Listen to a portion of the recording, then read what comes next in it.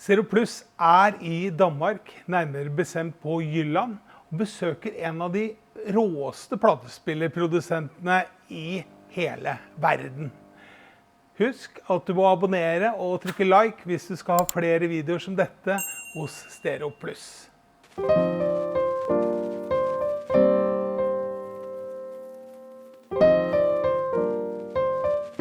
Det vi ser her, det er samtlige dele til alt, hvad der sidder på bagpanelet på en Galter-pladespiller. Og som du kan se, så består den af flere dele end en traditionel pladespiller. Der er selve ventilblokken, hvor luften fra pumpen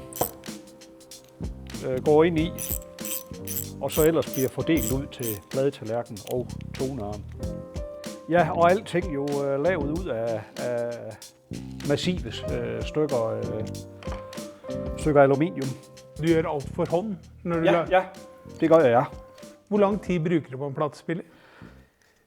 Det har jeg aldrig nogensinde taget tid på. Vi laver aldrig bare én pladespiller ad gangen. Altså der går jo mange timer i CNC-maskinerne med at bearbejde. Og efterfølgende at få tingene pakket og sendt til overfladebehandling og maler og så videre. Og så får vi delene hjem og pakker ud, tjekker alt er, som det skal være. Ja, så er vi egentlig først klar til at samle pladespillerne. Jeg har aldrig lavet en enkelt pladespiller, så taget tid fra start til slut.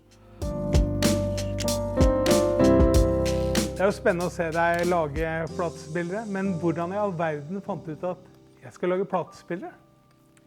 Jamen, det hele det startede med interessen for musik og hi-fi. Og så min uddannelse som industritekniker, præcisionsbearbejdning i metal og så videre. Så de to ting sammen, så lå resten lige til højre benet, som man siger. Og så lavede jeg en pladespiller til mig selv for sjov. Den over til venstre. Ja. Det er resterne af den allerførste prototype, jeg lavede. Den er ikke ret køn at se på, kan man sige. En af de tingene, som Johnny Bergman sværger til, det er vakuumpumper. Hvad er det, vi har her? Det er en pumpe til Model Modi, vores seneste pladespiller. Så der i den pakke i røret her, der sidder selve pumpeenheden. Og det lille rør, der sidder her, det er en lyddæmper til luftindtaget.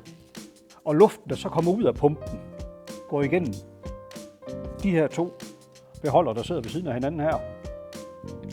Og så går de ud til en ventilblok. Og den ser sådan her ud bagpå. Elektronikken, der sidder her, kommunikerer med motorstyringen i pladespilleren. Så første tryk på enten 33 eller 45 omdrejninger, så starter pumpen. Og nummer 2 tryk, så går pladetallerkenen i gang. Luftbårne pladespillere havde jo i årtier egentlig haft et dårligt ry for at fungere temmelig ustabilt. Efter få pladeafspilninger var det normalt, at luftbårne tonearme, de skulle justeres igen. Og luftpumper, der larmede og så videre. Så alle de issues, dem satte jeg mig for, at de skulle elimineres. Og så gøre hele systemet brugervenligt. Og det er vi nået i mål med. Og da jeg nåede i mål med det, så tænkte jeg, der må kunne sælges nogle af dem. Ja, nu har vi monteret en lidt sådan midlertidig pumpe. Ja, det er meget, meget basic, det her. Ja, når man ser ind fra siden, så kan man se plade-LP'en, den står og vipper og kører op og ned. Men når den er suget fast og er helt flad, så står armen stille. Det er det, der er ideen med vakuum. En rigtig god kontakt mellem LP og pladetallerken. Fra vi ligesom gik på markedet i 2008 og præsenterede den første pladespiller, der efter 2 måneder, der måtte jeg sige mit job op for at kun lave pladespillere. Så det gik meget stærkt i starten. Det tager lang tid. Ja, det gør det. Det gør det absolut. Jamen bare at fræse et Galter-kabinet kabinet med motorbase.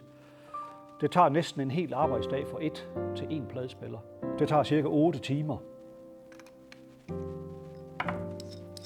Det er jo dansk fabrik, men større i Norge end i Danmark.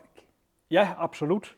Norge har faktisk, igennem den tid, vi har eksisteret, der har Norge faktisk været et af de bedre, vores bedre markeder. Vores distributør i Norge, Norsk Audioteknik, det er vores ældste distributør. Han var den første distributør, vi fik tilbage i 2008. Sådan der. Og det er simpelthen her luften, så bliver blæst ind i pladespilleren. Og så har vi komplet bagpanel til en Galder pladespiller. Du sitter jo her alene og producerer det. Hvor mange kan du producere i året? Ja, hvor mange kan jeg producere om året? Det er et godt spørgsmål. Det ved jeg faktisk ikke. Altså ved at noget af bearbejdningen, at vi har lagt det ud til underleverandører, jamen så kan jeg nok godt lave lidt flere. Jeg vil vel kunne lave 150-200 pladespillere om året. Hvor mange er det, du producerer nu? Jamen cirka 80. Det vil altid være håndlavet i Danmark. Og det bliver vi ved med. Det er ikke bare det at sætte sammen platespilleren, som Johnny gør. Han maskinerer også delene i sit eget værksted. Det er kabinet til magnepladespilleren, pladetallerken, motor, tonearm og knapperne, som man kender dem.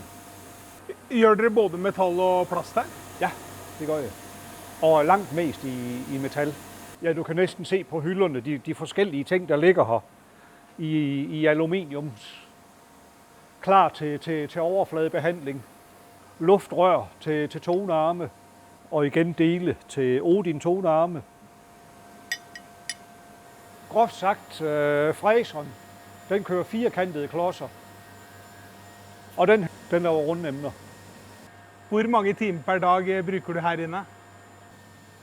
Ja, men det ligger et eller andet sted mellem 8 og 10 timer, 11 timer nogle gange. Alt efter hvor travlt og hvor meget energi man lige har. Du har jo sikkert været hos en del af de, som har købt platespillere hos dig. Ja. Hvad er det mest vanvittige, du har set av anlæg? Det mest vanvittige, jeg har set, jamen jeg har været ved kunder i Asien, som har flere pladespillere i alle mulige prisklasser til at stå. Kæmpe store Wilson-højtalere, gigantiske monoblokke. Det er vel systemer til mellem 5 og 10 millioner danske kroner. Det lyder jo fabelagtigt. De, som har anlæg mellem 5 og 10 millioner, hvad siger de til din platespiller? Jamen positiv. Selvom det er en dyr pladespiller, så er der jo mange pladespillere, der er langt dyrere. Og alligevel så formår min at spille op til, eller overgå nogle af de større dyre pladespillere. Ifølge kunderne. En luftbåret pladespiller, det er nærmest digital analog lyd. Den kombinerer de bedste ting fra god gammeldags levende analog lyd, men med åbenhed, detaljer, dynamik og præcision fra CD-afspillere fra digitalt. Så den ligger lige imellem. Hvis du er på jagt efter håndlaget platespiller, ja, da vet du at Bergman er et sted, hvor det faktisk blir gjort. Husk å trykke like, og ikke minst abonnere på vår kanal. Jo flere som er med, jo flere videoer kan vi lage.